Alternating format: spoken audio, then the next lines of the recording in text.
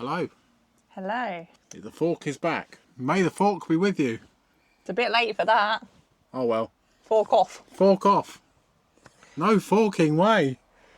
Anyway. For fork's sake. Anyway, Matt was getting annoyed with the microphone and he decided he's going to hold it on a fork. Now he needs to make sure he holds it up in the air near his mouth. Well, no, I don't need to hold it near my mouth. It'll pick it up down there anyway. Anyway, so welcome back to another Vanlifers collaboration vlog. This month we are talking about what would be your dream caravan or motorhome if money was no object. But before we start, don't forget to watch everybody else's videos in this collaboration. So all of their logos will be whooshing by somewhere. So yeah. Yeah, so make sure you check out everyone else in their collaborations videos to see what they would buy. Who knows? Who knows? But for us, we're not big flashy people. No, not by any means. We definitely have some a fly went by. We definitely have some non-negotiables when buying a fan. Yeah. And it really does depend on the kind of camping that everyone likes to do. We do like at this moment in time to do a lot of off-grid camping, wild camping, and being on CLs and places where you don't need to rely on having electricity. So if you was to buy something off the shelf, what would you go for? I do like the Nischmann and Aiskoff. I've got a little list of them. I call it the Nischmann and Aiskoff. Yeah, so I really do like the Nischmann and Aiskoff. I like the Arto 78. So it does look nice. It does look nice. They've just brought out a new model this year, and it's based on the Mercedes-Benz, and I really do like that. It looks good. It looks nice on the outside. It looks quite, I don't know if you can really say a motorhome looks sporty, but it's kind of got like sporty kind of look on the outside, and then a really modern interior, kind of like Scandinavian style interior, like a bit IKEA-ish, which is the kind of style that we like. But yeah, it is really, really nice motorhome. Yeah. We do like that. We also we were looking at changing our this motorhome. This year we were looking at changing to a Adria. We were looking at the Coral. And we do really, really like the Coral, but if money was no object, then we would go for something else other than the Coral, but that would be more in our current price band, if that makes sense, for what we've got now. That's kind of your next upgrade, whereas the Nischmann and Aiskoff, I don't know how much the price tag is on that. It's about 200. Yeah, so, about 200. So double the Coral. Yeah. A lot more money. So what else do we like? We also I love the Def Lefts. We do love Def Lefts. I've always liked the Def Lefts XLI. It's a bit long, I think, for us, but I love the style of it. I love the colours. I love everything, the build quality. But the other day we went and saw a grand Alpa. We walked in the showroom and it was there. And actually, although I think it looks a little bit ugly on the outside, it actually is a really good layout. It's got a rear lounge at the back, a bed that drops over the cab. So every bit of the space inside the fan is utilised, and it felt really spacious, and it wasn't any longer than our fan. I think it's 7.5 metres, and it did feel really spacious. Also on the Def Lefts, we really like the 4x4 version. Yeah. What's that one called? That is called...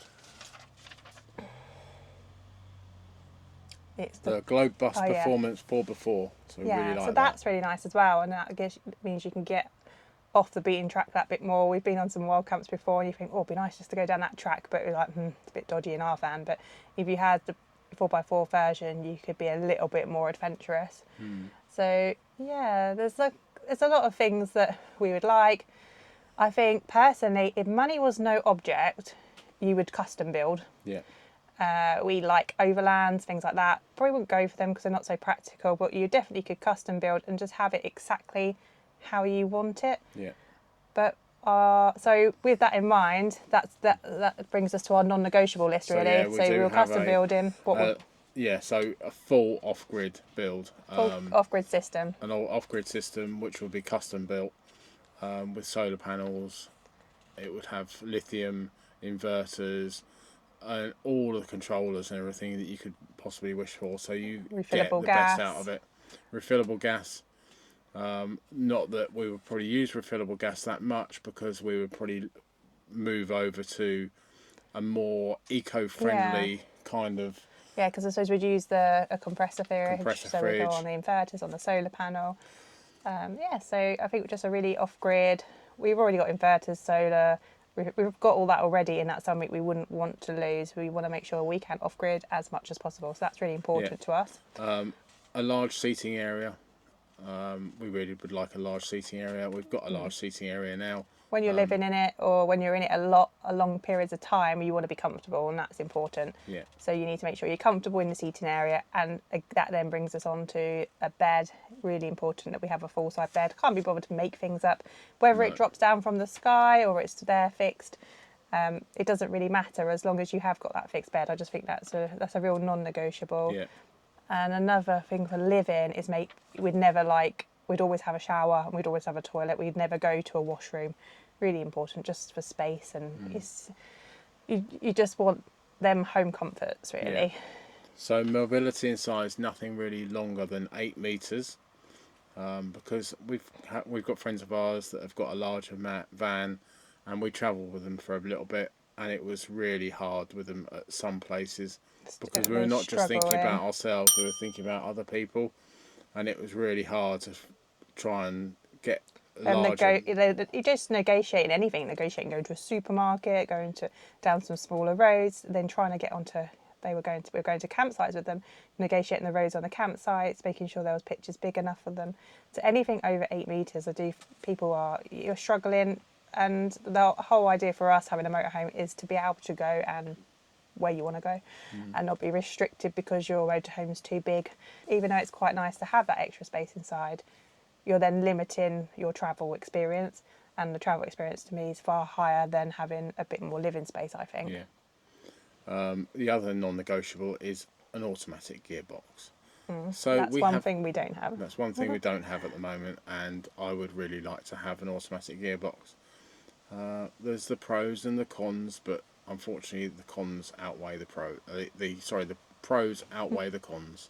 So that's what I want, and that's what I will have. I suppose another non-negotiable, if we're going back to the beginning of being fully off-grid and stuff like that, something we're looking into at the moment is air conditioning. Yeah. So we would like to have, obviously money was no object, you're going to make sure that's installed if you're going to the hotter countries or hotter climates, and obviously with everything, all temperatures getting hotter, that would definitely be a worthwhile thing to have on. And if you're fully kitted out with inverters and solars and enough battery, you can then still use that off-grid. So again, that would be something that we'd be which we would have, and it is something that we're actually looking at the moment. Yeah. So that is pretty much it. That's what we want. So yeah, we haven't won the lottery yet. So we're sticking with our So we do play the lottery, so we will win it one day. But yeah, that is pretty much it. We know what we would like if money was no object. We love our van as it is. We're always upgrading it. We put so much on it, so there's no real point of us getting rid of it, because as Gemma just said, there's no point in changing it because we've done so much to it. And this van actually is our perfect layout anyway. There isn't much I would change about it. No. The only thing I don't like is that. And it's not automatic. So when he says that's the drop-down bed above the lounge. Because it blocks out that skylight. But yeah, apart from that and the fact it's not automatic, everything else you can add on. So yeah, I think that is pretty much a wrap from us. Yeah. So make sure you check out everyone else's videos. If you like this video, give us a thumbs up, and we'll see you on the next one. Don't forget to hit that subscribe. Catch you later. Bye for now. Bye.